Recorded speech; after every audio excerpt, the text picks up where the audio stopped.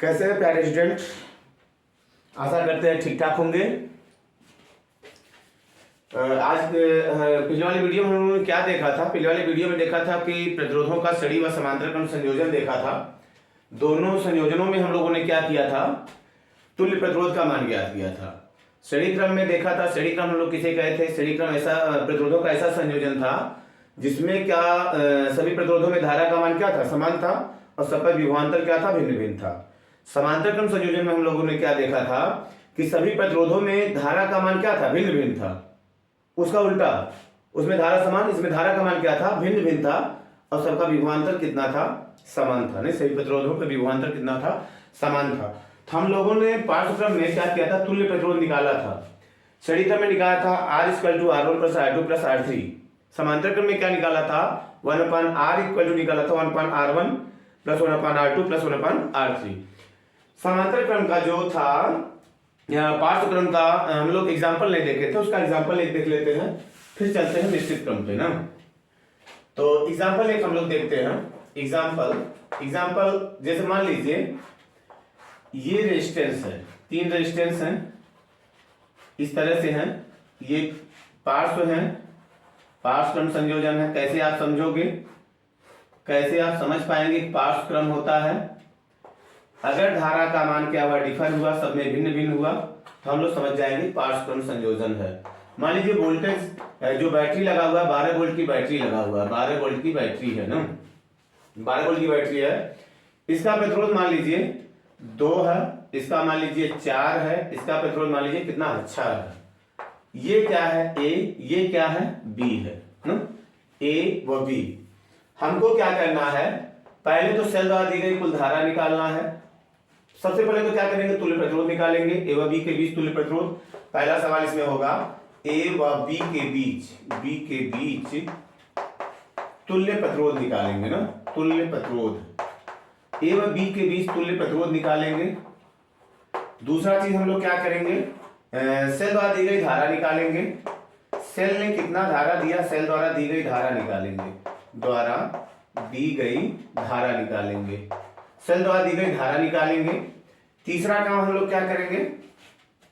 तीसरा काम करते हैं हम लोग क्या, सब प्रतिरोधों में हम लोग धारा का मान निकालेंगे। I1, I2, I3 सभी प्रतिरोधों में धारा का मान हम लोग ज्ञात करेंगे। तो सभी प्रतिरोधों में धारा का मान, सभी प्रतिरोधों में धारा का मान ज्ञात करेंगे। प्रतिरोधों में धारा का मान हम लोग ज्ञात करेंगे, धारा का मान ज्ञात करेंगे। ठीक, तो इस तरह से क्या हो जाएगा? ये चीज आपका 3 चीजों को आपको निकालना है।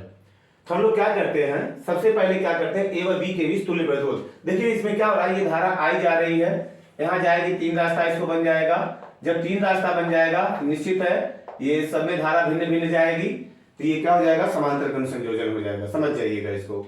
तो समांतर क्रम में तुल्य प्रतिरोध माना, सॉल्यूशन में क्या करेंगे? माना तुल्य प्रतिरोध कितना है? तुल्य प्रतिरोध, इक्विवेलेंट रेजिस्टेंस ना, तुल्य प्रतिरोध, तुल्य प्रतिरोध कितना है? R है। इक्विवेलेंट रेजिस्टेंस कितना है? R है। तो समांतर क्रम में क्या हो जाए? सभी प्रतिरोध किसमें है? समांतर में है। सभी प्रतिरोध समांतर में है। सभी प्रतिरोध किसमें है? समांतर में है। समांतर क्रम में है या पार्श्व क्रम में है, समझ जाइएगा। समांतर क्रम या पार्श्व क्रम में है। जब समांतर में है इसलिए क्या हो जाएगा? 1/R इक्वल टू हो जाएगा 1/R1 + 1/R2 प्लस कितना हो जाएगा? 1/R3। ठीक, ये हम लोग क्या करेंगे? तुल्य प्रतिरोध का जो भी फार्मूला निकाले थे पिछले वीडियो में, वो क्या करेंगे? हम लोग फार्मूला लगा देंगे ना। फार्मूला लगाने के बाद क्या करेंगे? वैल्यूज सबका रख देते हैं हम लोग। सबका वैल्यूज कितना है? 2। मान लीजिए R1 है, R1, ये है R2, ये है R3 ना। तो वैल्यूज हम लोग रख देते हैं। 1/R इक्वल टू 1/2, 1/4, 1/6, 6 हो जाएगा। इन सबका एलसीएम ले लेते हैं। एलसीएम कितना होगा? 6। 2 3 6, 3 का गुणा इसमें करेंगे 3 हो जाएगा। 4 2 सॉरी 6 नहीं होगा, 12 होगा। 12 होगा एलसीएम। कितना हो जाएगा? 2 6 12, 4 3 12, 6 दूना 12 इतना हो जाएगा, बराबर 6 3 9, 6 3 9, 9 2 11, 11 बटे कितना आएगा 12, 1/r।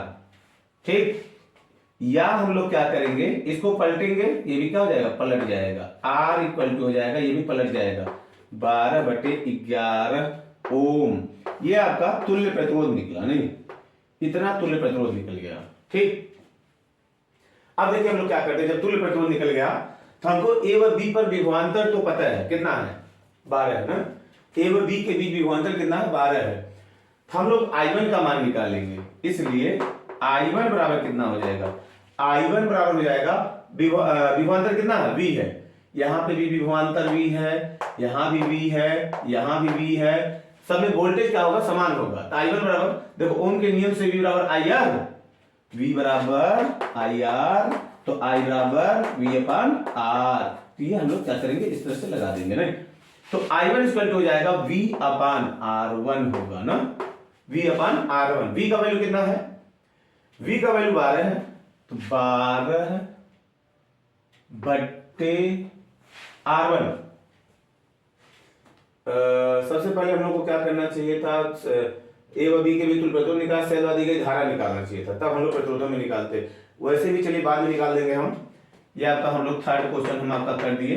थर्ड क्वेश्चन है I1 इक्वल हो जाएगा V/R1। R1 का वैल्यू कितना है, V/R1, R1 का वैल्यू कितना है 2, बराबर कितना हो जाएगा 6 एम्पियर होगा ना, 2 6 12, 6 एम्पियर हो जाएगा। I2 इक्वल टू कितना हो जाएगा, V अपान कितना होगा R2, 12 बटे 4, 4 तिया 12, 3 एम्पियर ना। I3 इक्वल टू कितना हो जाएगा, I3 इक्वल टू हो जाएगा V का मान कितना, V का मान तो 12 V/R3 होगा ना, V/R3, तो V का मान कितना 12, R3 का वैल्यू कितना 6, बराबर 6 दूना 12, 2 एम्पियर। अब एक चीज देखिए इसमें, जिसका प्रतिरोध कम है उसमें धारा क्या हो रही है, अधिक जा रही है, जिसका प्रतिरोध अधिक है, जिसका प्रतिरोध अधिक है उसमें धारा क्या है, कम है। तो प्रतिरोध अधिक रहेगा, धारा का मान क्या होता है, कम होता है ना। अब हम लोग सेल द्वारा दी गई धारा निकाल लेते हैं, सेल द्वारा दी गई धारा, सेल द्वारा दी गई धारा कैसे निकालेंगे, दूसरा सवाल आपका है सेल द्वारा दी गई धारा, सेल द्वारा दी गई धारा, दी गई धारा कितनी धारा होगी, बराबर I बराबर हो जाएगा, I बराबर V/, कितना हो जाएगा कैपिटल R। तुल्य प्रतिरोध कितना होगा, A व B के बीच तुल्य प्रतिरोध कितना होगा, RAB ना, A व B के बीच तुल्य प्रतिरोध लगा देंगे, बराबर। अब V का मान कितना है, V का मान आपका आया है 12, और RAB का वैल्यू कितना आया है 12 बटे 11, 12 बटे 11। अब देखो क्या हो जाएगा, ये 12 से 12 कट जाएगा, 11 ऊपर चला जाएगा, 11 एम्पियर की धारा टोटल जा रही है। 11 एम्पियर की टोटल धारा जा रही है, इसमें I1, इसमें I2, इसमें I3, इनको जोड़ने पे कितना आना चाहिए, 11 आना चाहिए। I1 का मान 6 3 9 9 2 11, 11 एम्पियर की धारा टोटल हो गई। इनको जोड़ा तो I के बाद बराबर क्या हो गया, आ गया। 11 एम्पियर की धारा जा रही थी, 6 इसमें गई, 3 इसमें गई, 2 इसमें गई, 6 3 9 9 2 11 एम्पियर की धारा हो गई। तो इस तरह से इस तरह के सवाल आपको दिए जाएंगे ना, इन सवालों को क्या करेंगे आप करेंगे। अब एक बचता है पार्श्वक्रम संयोजन। पार्श्वक्रम संयोजन क्या होता है, देखिए पार्श्वक्रम संयोजन क्या होता है, बड़ा धूल है जी। पार्श्वक्रम संयोजन हम लोग सॉरी मिश्रित क्रम संयोजन देखते हैं, प्रतिरोधों का मिक्स्ड कॉम्बिनेशन ना, मिक्स्ड कॉम्बिनेशन ऑफ रेजिस्टेंस हम लोग देखते हैं। पार्श्वक्रम सॉरी मिश्रित क्रम संयोजन क्या होता है, प्रतिरोधों का मिश्रित क्रम संयोजन, प्रतिरोधों का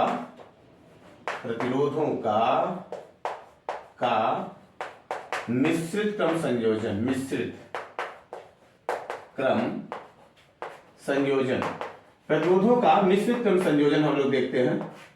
मिश्रित क्रम संयोजन क्या होता है, जब किसी परिपथ में क्या होते हैं, कुछ प्रतिरोध श्रेणी क्रम में जुड़े होते हैं तथा कुछ किसमें जुड़े होते हैं, समांतर में।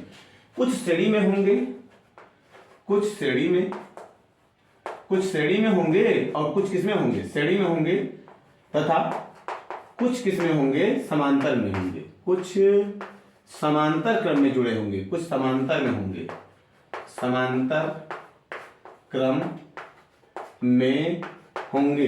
जब कुछ श्रेणी में होंगे, कुछ समांतर में होंगे, तब ऐसे कॉम्बिनेशन को हम लोग क्या बोलेंगे, मिक्स्ड कॉम्बिनेशन बोलते हैं, नहीं मिश्रित क्रम संयोजन बोलते हैं ना। तो इसमें क्या करेंगे, मिक्स्ड कोई अलग नहीं है, श्रेणी और समांतर से मिलकर क्या है, बना हुआ है ये ना।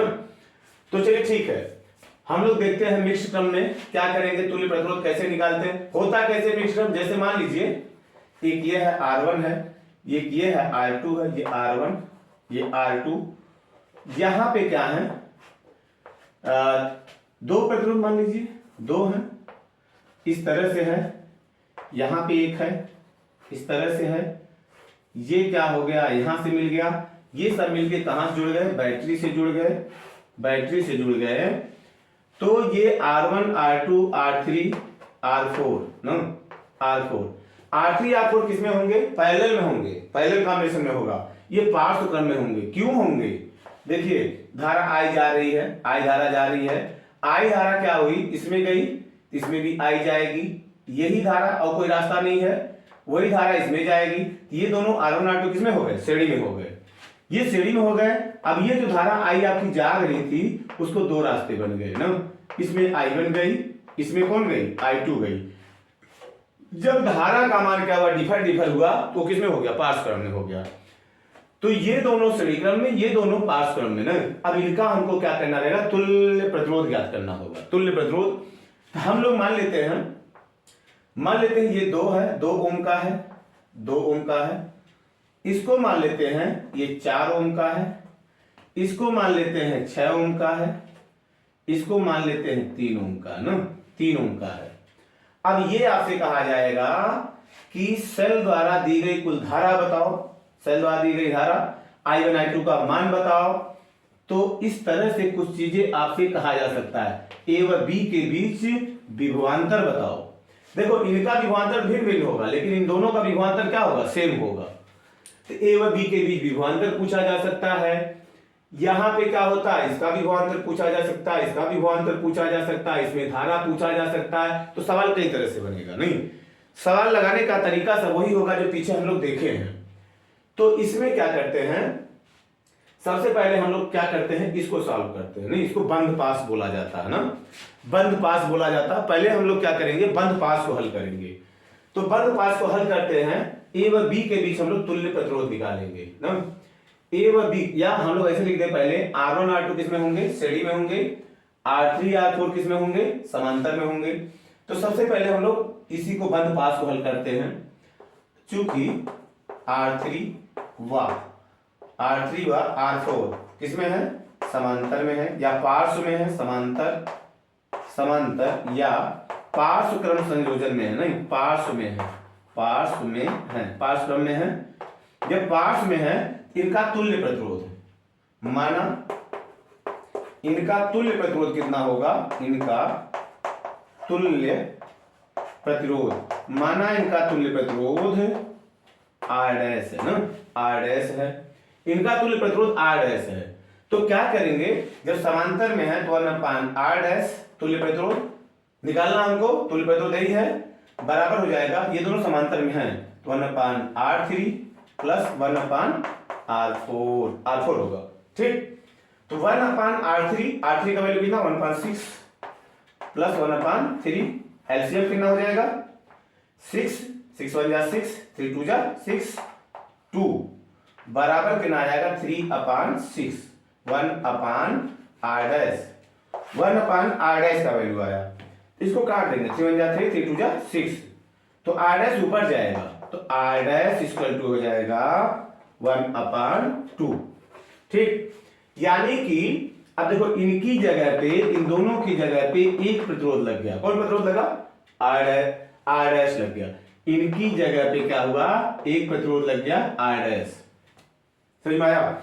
इसका डायग्राम हम लोग क्या कर सकते हैं, अलग से फिर से बना सकते हैं, समझने के लिए बना सकते हैं। देखिए इसको हम लोग क्या करेंगे, एक तो R1 आपका था ही ना, R2 यहाँ पे था ही, R2 था ही, एक टू और लग गया, एक प्रतिरोध और लगा, वो कौन लग गया? R डैश, ये R डैश लग गया। ठीक, अब R1, अब देखो जो धारा इसमें वही धारा इसमें, वही धारा इसमें जाएगी, तीनों में धारा का मान क्या हो जाएगा? समान हो जाएगा। ठीक, जब धारा का मान समान हो जाएगा, नीचे के तीनों किसमें हो गए? श्रेणी में हो गए। तो अब ये तीनों क्या हो जाएंगे? अब चित्रानुसार चित्रानुसार चित्रानुसार तीनों प्रतिरोध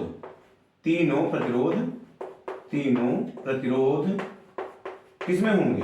श्रेणी में होंगे। तीनों प्रतिरोध श्रेणी में होंगे, जब तीनों प्रतिरोध श्रेणी में होंगे तो क्या हो जाएगा आपका? इसलिए तुल्य प्रतिरोध कितना हो जाएगा? इसलिए तुल्य प्रतिरोध कितना बनेगा? तुल्य प्रतिरोध बन जाएगा आपका R बराबर R1 प्लस R2 प्लस कितना? R dash. R1 का वैल्यू कितना? 2 प्लस 4 और प्लस R डैश का वैल्यू कितना आया आपका? 1/2, हाफ हो जाएगा ना, बराबर 4 2 6 प्लस हाफ को हम लोग आधा कितना मतलब 0.5, तो बराबर आ जाएगा 6.5 ओम ना। तुल्य प्रतिरोध आपका आ जाएगा R बराबर 6.5 ओम। यानी सभी प्रतिरोधों को अगर हम लोग मिला देते हैं तो कितना आता है? 6.5 ओम का प्रतिरोध बनता है ना। अब इसमें देखो कई चीजें आ सकती है, आपको A व B के बीच क्या पूछ सकता है? विभवांतर पूछ सकता है। नहीं, अगर पूछेगा तो, अगर तुल्य प्रतिरोध पूछा तो यहां तक लगाएंगे आप। सेल द्वारा दी गई धारा अगर कोई पूछेगा, सबसे पहले हम निकाल लेते हैं सेल द्वारा दी गई धारा। अगर पूछेगा तो सेल द्वारा दी गई धारा, सेल द्वारा दी गई धारा कितनी होगी? सेल द्वारा दी गई धारा I बराबर हो जाएगा, देखो कुल धारा नहीं, I बराबर हो जाएगा V का मान लीजिए हम लोग 12 वोल्ट की बैटरी लिए, 12 वोल्ट ना। तो V बराबर कितना हो जाएगा? I बराबर हो जाएगा V अपान कैपिटल R। तो V का मान कितना? 12 बटे कितना हो जाएगा? 6.5 बराबर। अब दशमलव को खत्म करने के लिए 0 पर बढ़ा लेते हैं, तो 120 बटे कितना हो जाएगा? 65 ना। काट दो इसको, काटेंगे तो 5 से काटेंगे, 5 एक कम 5 और 5 तिया 15, 5 दूना 10, 20, 5 चौक 20, 24 बटा कितना आएगा? 13। 24 बटा 13 एम्पियर क्या हो जाएगा? ये कुल आपकी धारा हो जाएगी, सेल द्वारा दी गई कुल धारा।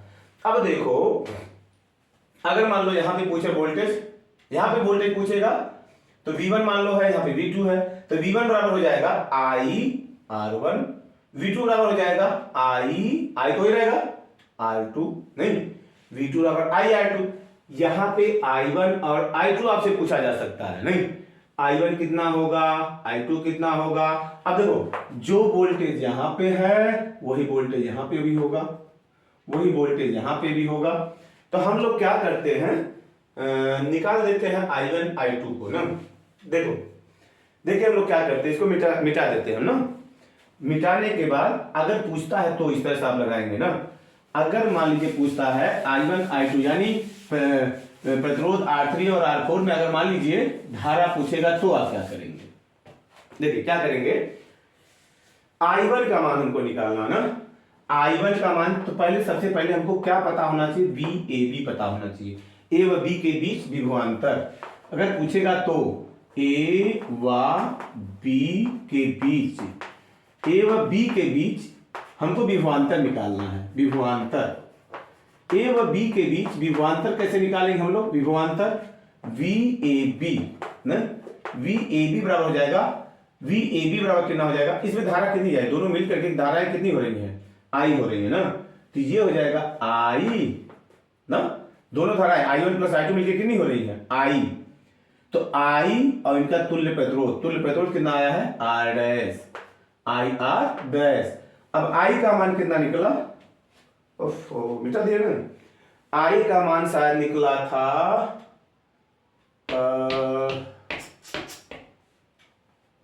I का मान कुछ निकला था, क्या निकला था दिमाग में नहीं रुका।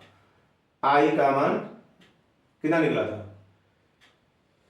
निकाल देते हैं। आई बराबर भी निकाले थे, आई बराबर निकला था आपका वी माने वी अपान पूरा आर।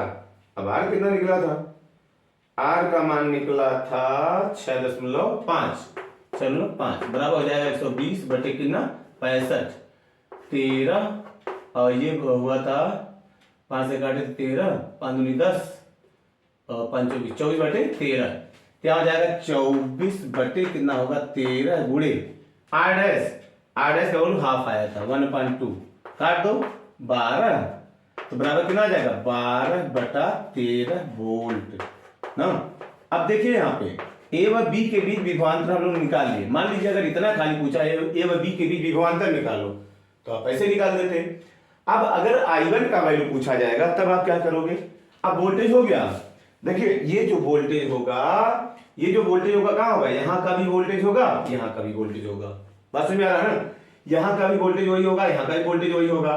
तो I1 आप निकालो, इसलिए I1 बराबर कितना हो जाएगा, I1 बराबर I बराबर V अपान R, तो VAB यानी ए व बी के बीच जो विभवांतर है अपान कितना हो जाएगा R3।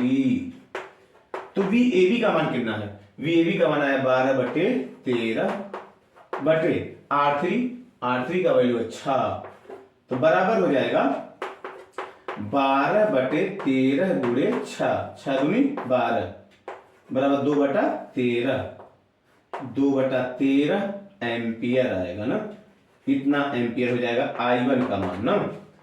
अब I1 निकल गया, I2 निकालने के लिए आप क्या कर सकते हैं, I2 निकालने के लिए I में से I1 को घटा दो, जो धारा इधर गई है उसको घटा दो, उतना धारा इधर आई होगी। या तो आप वैसे लगाओ, या तो आप क्या कर दो I2 का भी वैल्यू निकाल दो, या हम लोग क्या करेंगे I2 का वैल्यू कैसे निकालेंगे, इसी सूत्र से लगा देंगे VAB, बोलते तो वही होगा, प्रतिरोध कितना हो जाएगा R4 बराबर। अब VAB का वैल्यू तो कितना होगा, यहां निकला है 12/13 बटे R4 का वैल्यू 3 है, बराबर नीचे आओ, बराबर 12/13 गुणे 3 चौका 12 4/13 ना, 4/13 एम्पियर आया। ये I2 का मान निकल गया ना। आप घटाते तो भी उतना ही आता ना, I में से घटा देते, जब आपको I में से घटाते तो I में से I1 घटाते तो ही आ जाता आपका ना। इस तरह से इस पे क्या करेंगे, आपको सवाल लगाने रहेंगे, तो इनको आप क्या करोगे ध्यान से लगाओगे, ध्यान में रखोगे। चलिए और कुछ छोटे मोटे सवाल हम लोग देखते हैं, तुल्य प्रतिरोध कैसे निकालते हैं ना। एक्सरसाइज के सवाल हम लोग देखेंगे, बाद में देखेंगे, फिलहाल आप थोड़ा सा एग्जाम्पल से क्या करो, इनको सही से समझ लो ना, उसके बाद हम लोग अभ्यास के क्वेश्चंस को करेंगे।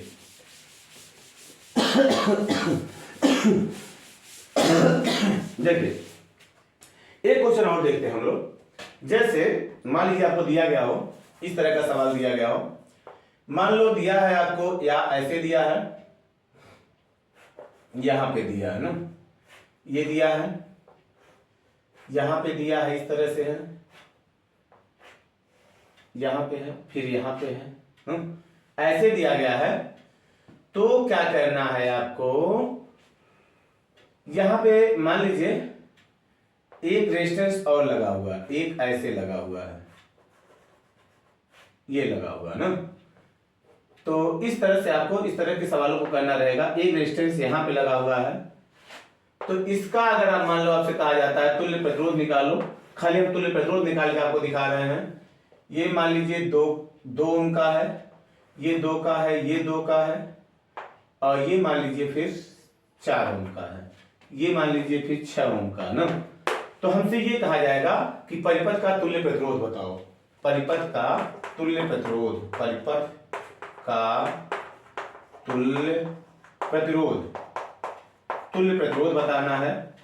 देखिए अब इस सवाल को लगाने के लिए सबसे पहले यहां से करंट आप फ्लो कराइएगा।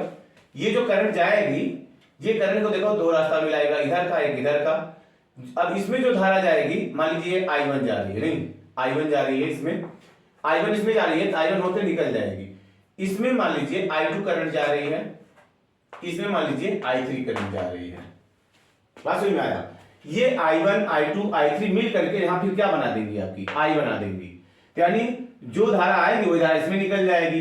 तो पहले तो हमको इस बंद पास को हल करना है ना, इस बंद पास को हल करना है। तो बंद पास को हल करने के लिए पहले ये दोनों देखो किसमें, जो अगर मान लीजिए I2 धारा मान लो इसमें जा रहा है तो वही धारा इसमें जाएगा, यानी ये दोनों किसमें हो गए, श्रेणी में हो गए, ये दोनों श्रेणी में हो गए। फिर इनका हम लोग तुल्य निकाल देते हैं, निकाल के देखते हैं क्या बनता है।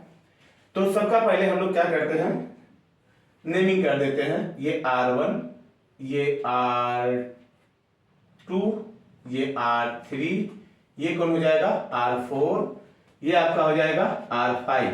ठीक, अब देखो R2 और R3 किसमें है, श्रेणी में है। क्यों है, धारा दोनों में समान होगी। तो लिखते हैं चूंकि R2 व R3 किसमें है, श्रेणी में है। R2 R3 श्रेणी में है। जब ये श्रेणी में है इसलिए R डैश तुल्य प्रतिरोध इनका कितना हो जाएगा, R डैश बराबर हो जाएगा R2 प्लस R3। R2 का वैल्यू कितना है 2, R3 का वैल्यू कितना है 2, 2 2 4 ओम हो गया। R डैश जो आया आपका 4 ओम आया। अब इनकी जगह पे 1 लग गया। इसको हम लोग देखो क्या करते हैं, ऐसे हम लोग समझ लेते हैं। मान लीजिए कौन था आपका R4 था, ये मान लीजिए कौन था आपका, ये दोनों मिलकर के कौन बन गया, R डैश बन गया, ये R डैश बन गया। और ये यहाँ पे नीचे आपको दिया गया है कौन सा, R1 दिया गया है ना। अब ये तीनों देखो, ये एक यहाँ पे R5 आपका है, ये तीनों किसमें हो गए, समांतर में हो गए। हाँ समझ में आ रहा है ना, ये तीनों समांतर में हो गए। अब लिखेंगे अब R4 R डैश तथा R1 किसमें है, समांतर में है। जब ये समांतर में है तो इनका तुल्य प्रतिरोध निकालना है, इसलिए 1/R डबल डैश इसको मान लेते, इसको R डैश मान लेते, इनका तुल्य प्रतिरोध मान लेंगे R डबल डैश। ये हो जाएगा बराबर 1/R4 plus 1/R dash plus 1/R1। ठीक, ये R डैश था। तो 1/R4 का वैल्यू कितना है, R4 का वैल्यू कितना है 2 ओम। 1/2 प्लस 1/R डैश का वैल्यू कितना है 4, 1/4, इसका वैल्यू कितना है 4, तो 1/4 कितना हो जाएगा 4। एलसीएम कितना होगा 4, तो 2 दूनी 4, यहाँ पे 4 एकदम 4, यहाँ पे इतना, तो बराबर कितना आ जाएगा 1/R डबल डैश बराबर आ जाएगा, देखिए कितना होगा 2 1 3 1 4, 4/4, 4/4 बराबर कितना आ जाएगा 1 ओम। 1/R डबल डैश, तो R डबल डैश बराबर कितना हो जाएगा 1 ओम।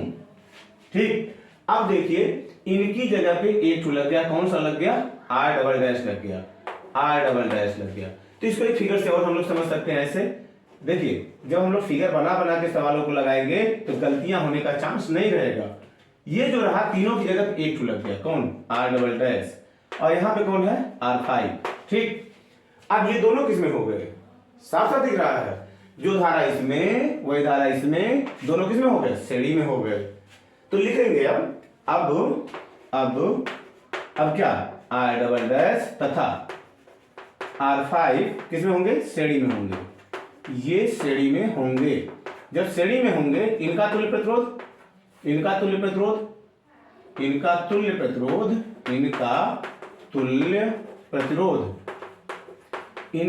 प्रतिरोध R बराबर कितना हो जाएगा, R बराबर हो जाएगा, इनको जोड़ दो, R डबल डैश और प्लस R5। तो R डबल डैश का वैल्यू कितना है, R डबल डैश का वैल्यू आपका आया है 1 ओम। R बराबर आ रहा है, समझ लीजिएगा ना, 1 ओम प्लस R5 का वैल्यू कितना है 6, तो 6 हो जाएगा बराबर 6 1 कितना होगा 7 ओम हो जाएगा। R का वैल्यू 7 ओम आएगा ना। तो इस तरह से क्या हो जाएगा, ये सवाल आपका कंप्लीट हो जाएगा।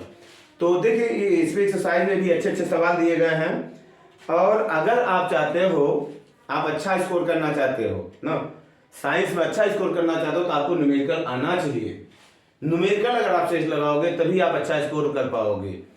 तो न्यूमेरिकल में जैसे मान लीजिए आपका एक्सरसाइज रह गया, कुछ क्वेश्चंस रह गए हैं, बीच के क्वेश्चंस रह गए एनसीईआरटी बुक के, तो उन क्वेश्चंस को और एनसीईआरटी का जो अभ्यास है उसको हम कोशिश करते हैं अगले वीडियो में करने का। तब तक के लिए क्या करो, आप इन चीजों को देखो, खुद से क्या करो, अभ्यास को करो, क्वेश्चंस को करो। नहीं आता है फिर हम आगे तो बतेबे करेंगे, तो आप क्या करेंगे, खुद से करेंगे इनको। और वीडियो को पॉज करके आप क्वेश्चन को खुद से लगाने के बाद अगर नहीं आता है तब क्या करें, सोल्यूशन को देखें। तो आप एक्सरसाइज लगावें और कमेंट करके ये बतावें कि आपको चीजें समझ में आ रही हैं या नहीं आ रही हैं। तो इसको आप क्या करें, कमेंट जरूर करें। तो अगले मिलते फिर अगले वीडियो में हम लोग, तब तक के लिए जय हिंद जय भारत।